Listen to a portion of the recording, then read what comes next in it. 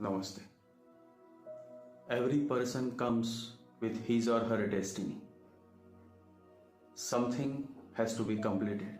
Some unfinished business has to be completed. Some message needs to be shared. Something that was incomplete needs to be completed. And so for that, you come in this human form.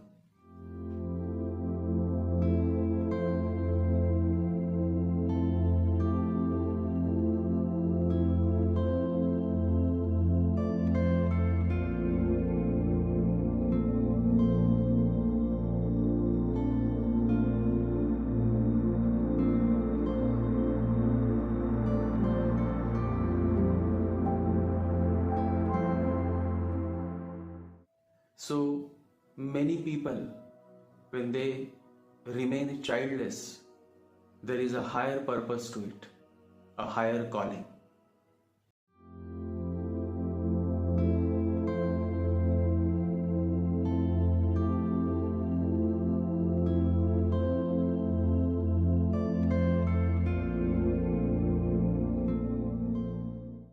I remember 4 years ago, I had met a great spiritual master, and he was sharing his story with me. He said, when I was young, I had decided not to marry. So the question of having children never occurred. But my family wanted me to marry. And I was the disciple of Sridhar Swami. Sridhar Swami was the direct disciple of Samartha Ramdas Swami. So I went to him and he said, don't worry, I will talk with your family. And when his family came, Sridhar Swami said that this boy, your son, is meditating, is taking the efforts for the well-being of the society. If you stop him, your whole family will start suffering. So don't stop him. Let him do what he is meant to do. And that is exactly what Neem Karoli Baba says, that person is not fortunate who gets what he wishes for. Rather, that person is fortunate who does what he is meant to do.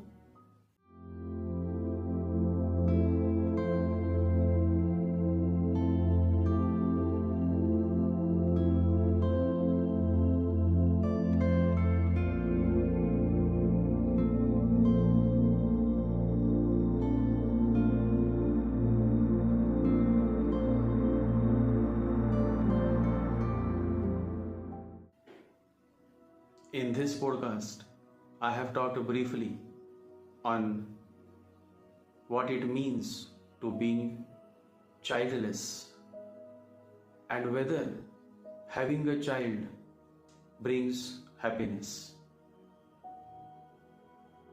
Because many people think that if they become father or mother, they will attain happiness. But the reality is something else. There are people who are suffering at the hands of their children, and they think that those who don't have a child, those are the lucky ones. So perspective matters.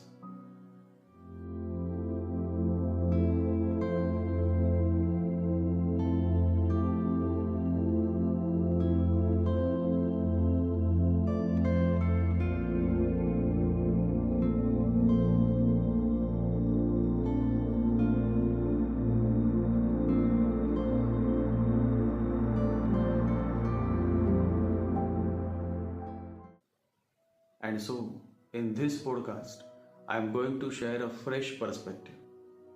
A perspective that some of you may resonate with.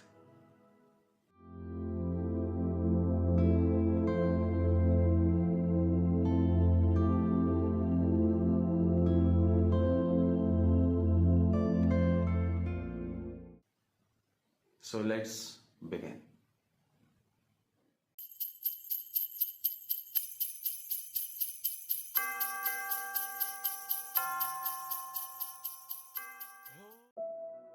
The higher the peak, the deeper is the valley. Near Mount Everest, the deepest valley exists. It can only exist there. When God chooses you, then you will have to sacrifice everything. Only then can you reach the top of the mountain. Only then can you attain that which is beyond the mind. Only then can you attain that which millions of people aspire to attain, and that is God experience. When you have come to the realization that you will never have a child, then you should also realize that you are chosen for the higher calling of God. Mohan asked, "What is a higher calling?" A higher calling is moving forward in your walk with God. The gift of a higher calling is far superior to the material gifts of this human world. An ordinary person or a very common soul is very naturally attached to the idea of having a child. It is very common to wish for a child. Every common man and common woman wish to have a child. Many a times the person may not want to have a child but comes under the pressure of family and society, because the society always wants you to live the way other people live. The society always is keen on dictating you on what to do and what not to do. The society wants you to follow the well-trodden path on which your father and your forefathers have been walking. The society never wants you to try anything new. The society never wants you to think beyond the four walls. The society teaches you, choose the convenient, the comfortable, choose the well-trodden path where your forefathers and their forefathers and their forefathers since Adam and Eve have been walking. Choose the well-trodden path. That is a proof. So many millions of people have passed on it. You cannot go wrong. But remember one thing. The crowd has never had the experience of truth. Truth has only happened to individuals. Whenever there are alternatives, be aware. Don't choose the convenient, the comfortable, the respectable, the socially acceptable, the honorable. Choose something that rings a bell in your heart. Choose something that you would like to do in spite of any consequences. Many advanced evolved souls have simply dropped the idea of having a child. They remain childless by choice and not by chance. Many a times it happens that you become a father or mother and then the child is taken away from you. And then what happens? Either you continue to suffer because of your longing for the child, or you simply let go. It all depends on the level of your consciousness, the level of your soul. If you are a common soul, then you will continue to miss your child and you will hope to reunite with your child. This attachment towards the child will then affect your spiritual growth. Because even though you are meditating and chanting, still your mind remains attached with the child, who is no more with you and may never be with you. Many men and women continue to suffer because of their attachments with the child. And suffering is always on the mental level. Yesterday a woman called me and said that she is taking efforts towards her self-growth. But then she asked me, When will I reunite with my son? She said her son was taken away by her in-laws. So now you see, this attachment will become a major hurdle in her spiritual progress. No matter where she goes and how much meditation she does, this thought about her separated son will continue to haunt her, and she will always remain on the circumference. She will be devoid of spiritual bliss. I said to her, what has to happen has happened. Now you should move on and drop the idea of reuniting with your son. But she was not willing to accept the reality. It is difficult for a soul that is not yet evolved to accept and move on. You never know what is going to happen tomorrow. Who knows that the son for whom she is longing may turn out to be evil, may throw her out of the house, may cause much suffering to her. But she is not going to understand this. She is going to remain in her illusions that one day she will meet her son and then everything will be alright. But that is not how life is. Buddha says life is suffering. Always remember this. Those who do not have children think that those who have children are blessed ones. And those who have children and are suffering because of their children, they think that those who do not have a child are the blessed ones. This is how this strange world is, my fellows. You always feel that by having that which you don't have, you will find happiness. But in reality, that never happens. That is why the Master says, think before you desire a thing. There is every possibility that it will be fulfilled, and then you will suffer. Many couples struggle to have a child. Their desire is very intense, the desire to have a child. And then when they finally have a child, they think that they are finally blessed. But the movie is not yet over. Picture abhi baki hai. And then when the same child grows and becomes an adult and causes much suffering to them, then they realize that by having a child, they have dug their own graveyard. One day, a young man and his wife came to meet Buddha. They wanted a child. They have been trying for a child, but no success. So they asked Buddha, when will we have a child? Buddha smiled and said, I have no problem in giving you a child, but what if the child turns out to be an arrogant, ignorant person? And I know you both very well. You both are good-hearted persons. You both are filled with love and devotion. But what if some bad, evil, harsh, offending soul takes birth through your womb? I love you both, and so I want you to think over this and then come back with your final decision. That couple was not an ordinary couple. They both were evolved souls. They started crying. They said, Master, you are so compassionate that you shared the truth with us. It is your love towards us that you revealed this to us.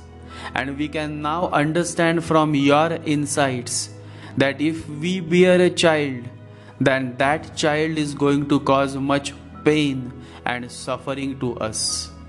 We don't know how to thank you. We are short of words. The compassionate master simply gave them an indication that in their destiny, if they bear a child, then that child will turn out to be an evil person, an arrogant, ignorant fool. It is also important to note that the couple also has so much depth of understanding. that at that moment itself they decided to not to have a child and dropped the idea of conceiving a child. Blessed are such great disciples who understand the message of the Master. Yesterday, a man, and he is one of the leading businessmen of a city, he called and said, "My son does nothing. He is 28 years old. He gets up at 10 a.m. and then he spends the entire morning in the gym and then comes home and then enjoys his time by roaming around the town. I am completely disappointed and don't know what to do. Who will marry him? Because he does nothing, absolutely nothing." This is how the state of a man is who has a child. So, to all those who are childless, I simply want to help you understand that having a child is not important. Quality of the child is important. Otherwise, the child becomes the source of your suffering. Whenever your fifth house and fifth house lord is connected with 8th house or 12th house or 6th house, and whenever fifth house and the fifth house lord is connected with Rahu, then definitely you will suffer if you give birth to a child. Your child will become the source of your suffering. Remember my words. Whenever Putra Karak planet, meaning of all the 7 planets, the planet that holds the 5th highest degree is afflicted by Rahu or Saturn or Mars, or if Putra Karak planet in your chart is associated with 8th house or 12th house or 6th house, then definitely you will suffer at the hands of your child. Whenever 5th house lord is in the 4th house and the sign in the 4th house is Virgo, then definitely you will be devoid of happiness from your child. Whenever sun is weak or debilitated in your birth chart, or whenever sun is associated with Rahu or Ketu or Mars or Saturn, then you will be devoid of happiness from children. Whenever 5th house lord is retrograde and Saturn or retrograde Saturn casts its 3rd aspect on 5th house, and Jupiter is also retrograde, or Jupiter is debilitated, or Jupiter is with Rahu, or Jupiter is in the 8th house, then definitely you will see issues regarding children. Either the native has no children, or if he has, then he will suffer a lot because of his children.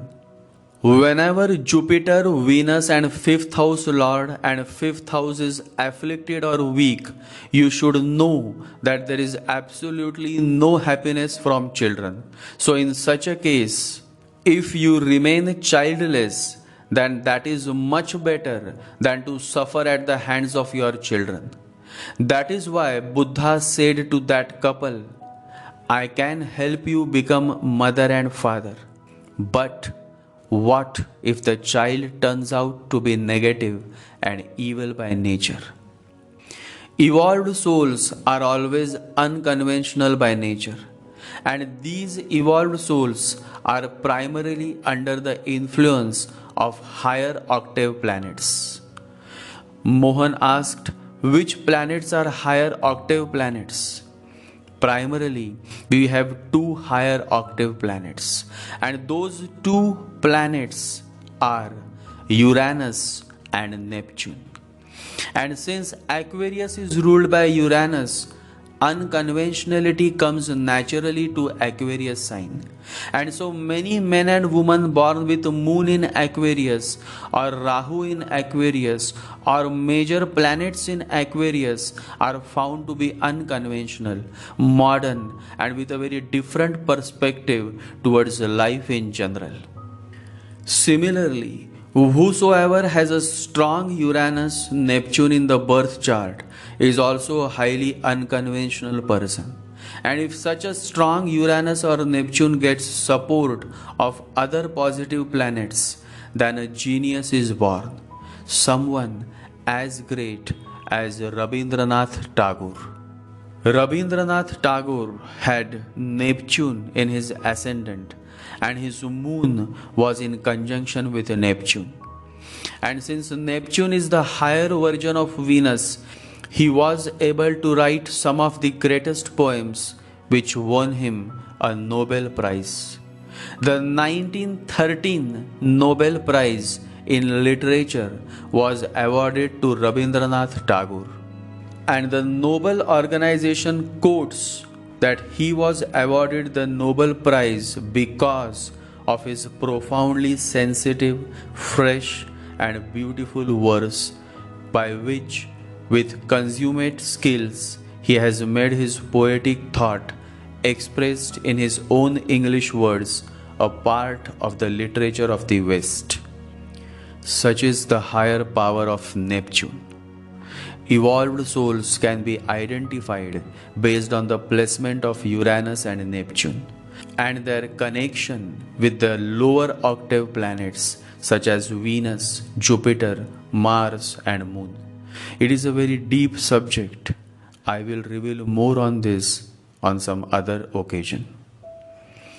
Being childless is actually not a problem for evolved souls, because as mentioned, evolved souls are unconventional by nature, and so they can do that which is considered as not normal by the so-called sane people.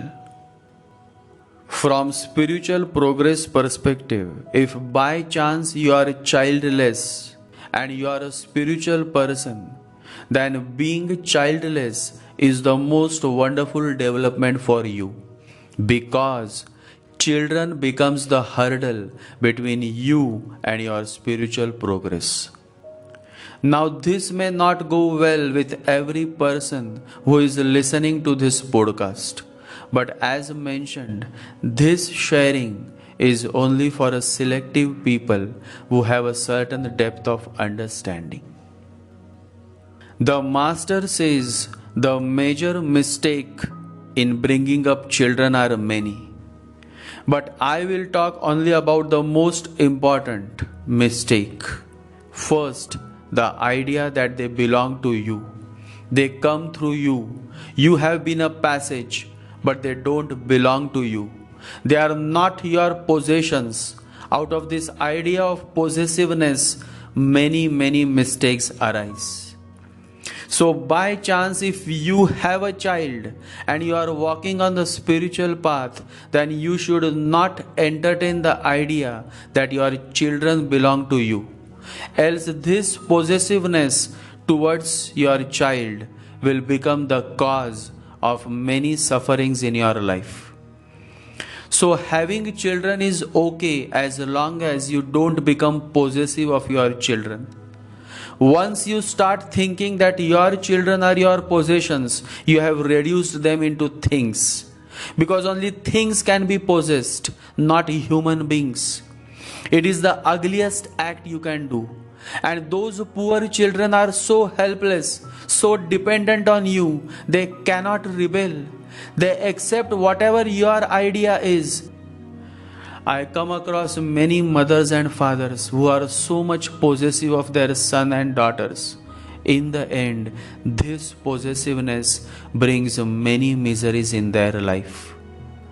When I will die, there will be no one after me. I am a fakir. And I don't even think of what will happen when I die. That who will take care of my last rituals. Because when the body is dead, the story is over. What is there to wait for? Few years ago, I had met a lawyer, and he is an old man. He said to me, I lost my 2 sons in a road accident. They were very young. I am now alone, but I don't have to worry. I have made arrangements for my last rituals. There is a young boy whom I have raised. He will take care of my last rituals. Now this is how people remain attached. Why do you have to make arrangements? Why you cannot just let God take care of all your worries? But intellectual men are always looking out for making such arrangements.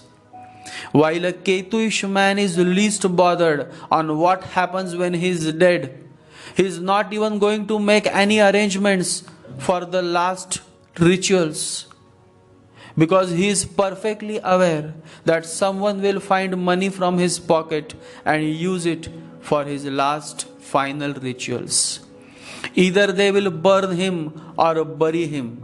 So why the heck he has to worry? Reminds me of a beautiful story. There was a great master. His name was Ikasu.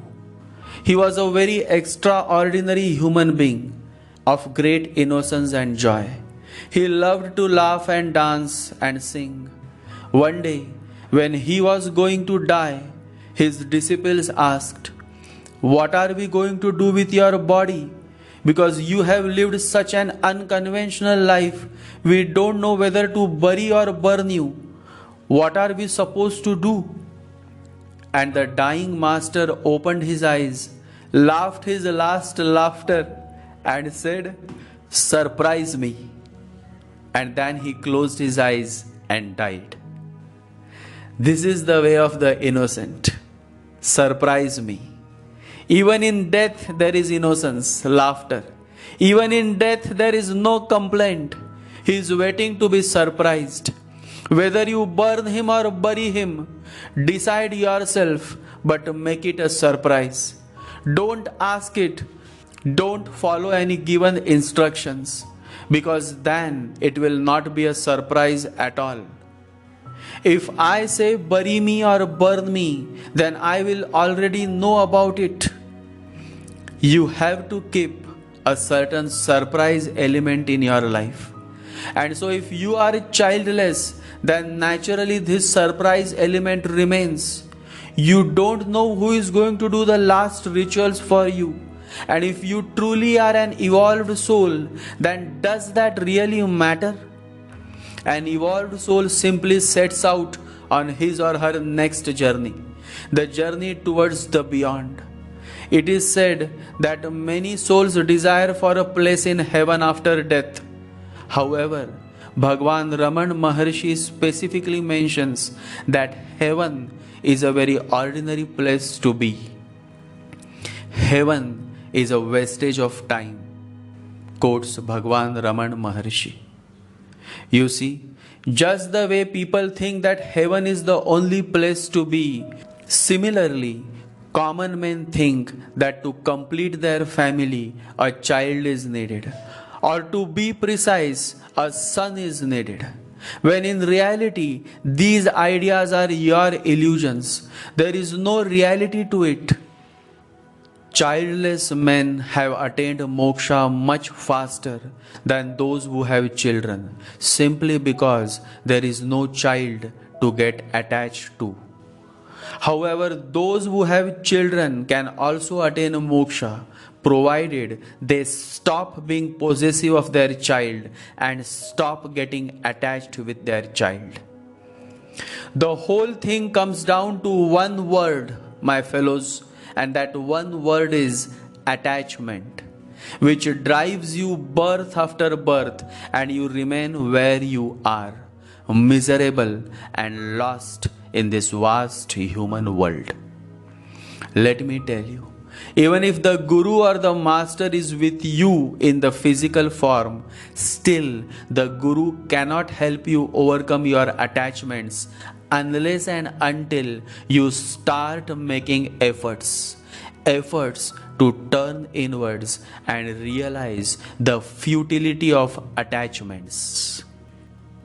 A man who is not much affected for not having children can progress on spiritual path.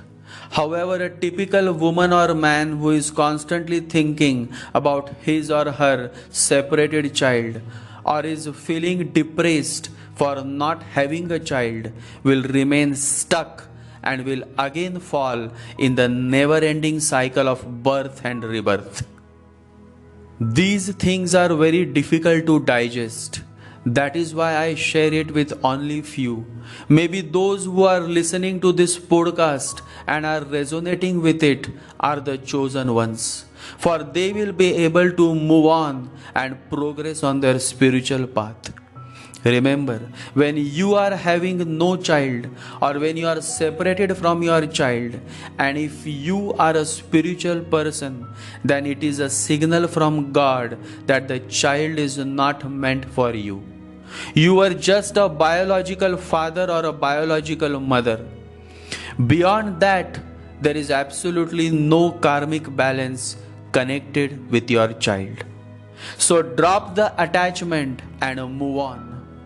However, very few are able to do so, and therefore very few become the Buddha. Spirituality therefore is not as easy as it seems to be.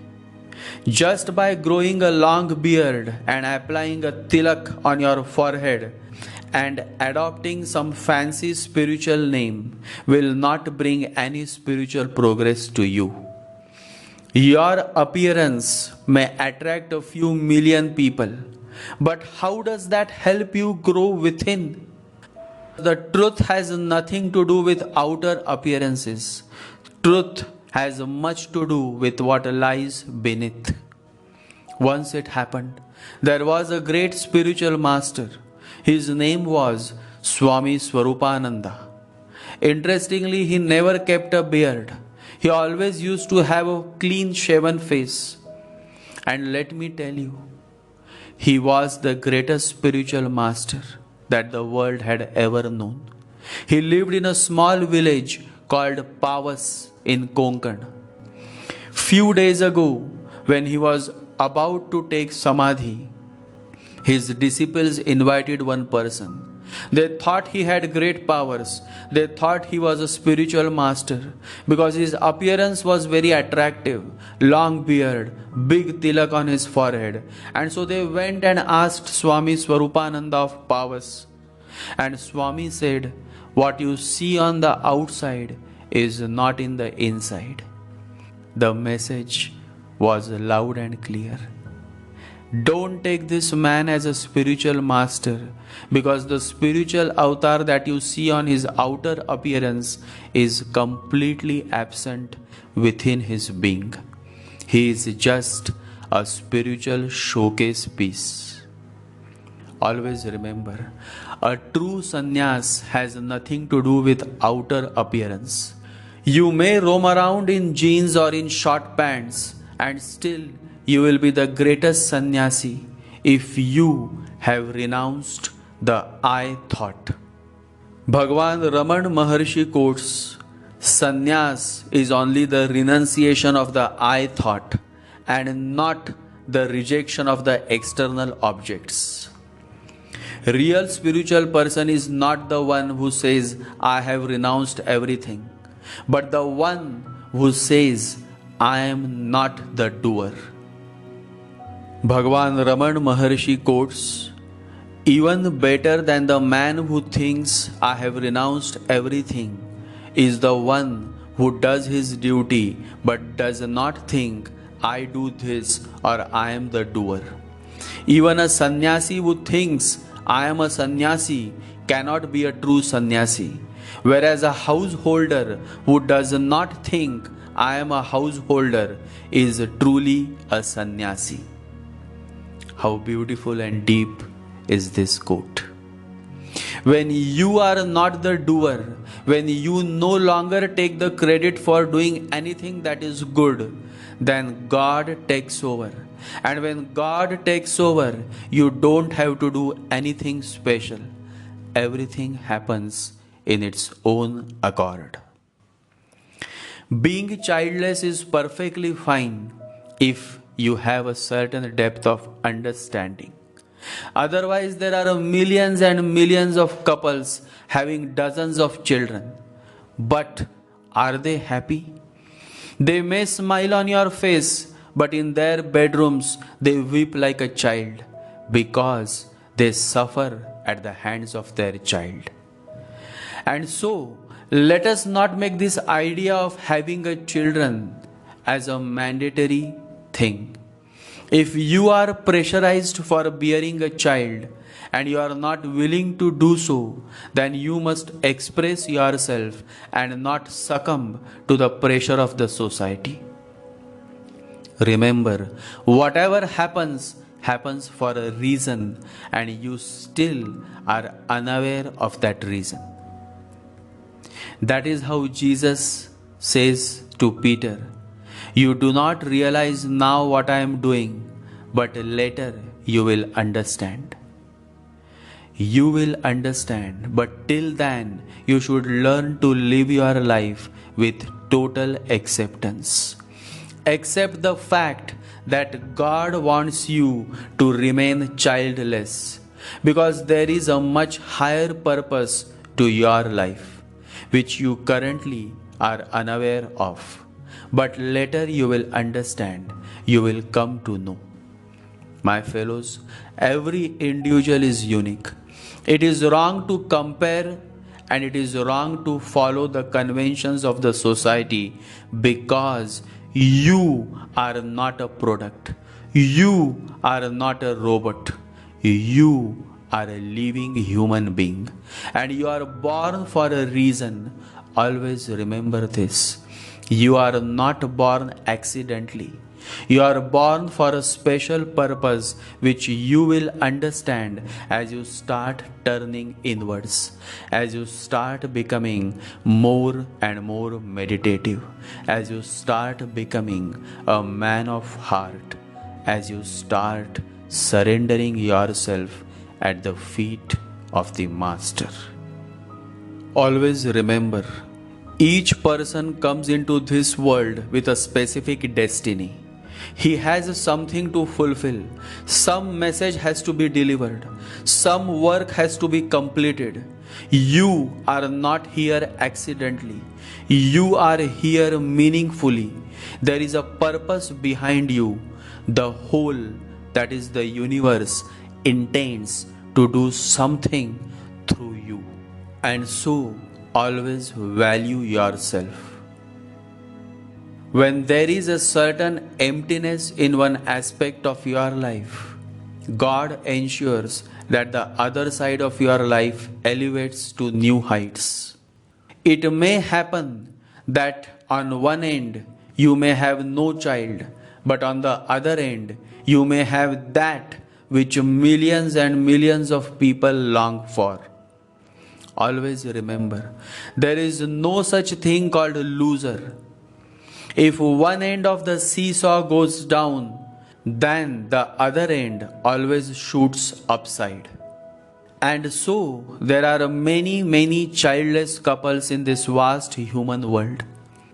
They may not have a child, but they are so beautiful, so loving, and so highly evolved that even if they don't have a child, many will come to help them. Many will take care of them. You know why? Because when you live for others, others will live for you. Paramahansa Yogananda had no child. He was a celibate, but there are thousands and thousands who would come to serve him, and that too out of love. Yogananda quotes, "There is a magnet in your heart that will attract true friends. That magnet is unselfishness, thinking of others first. When you learn to live for others, they will live for you."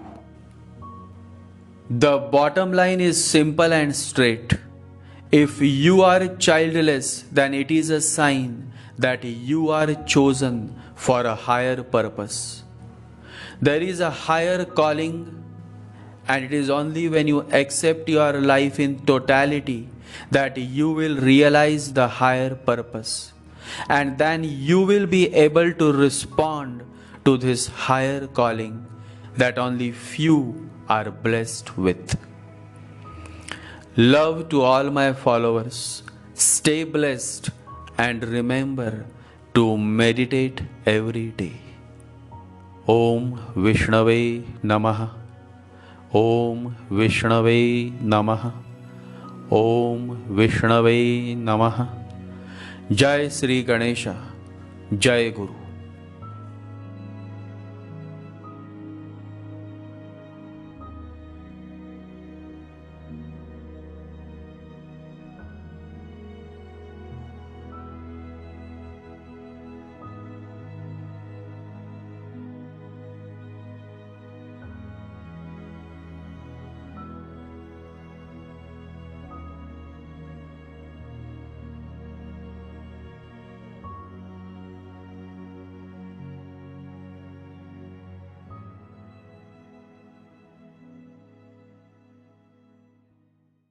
ओम गम गणपतये नमः।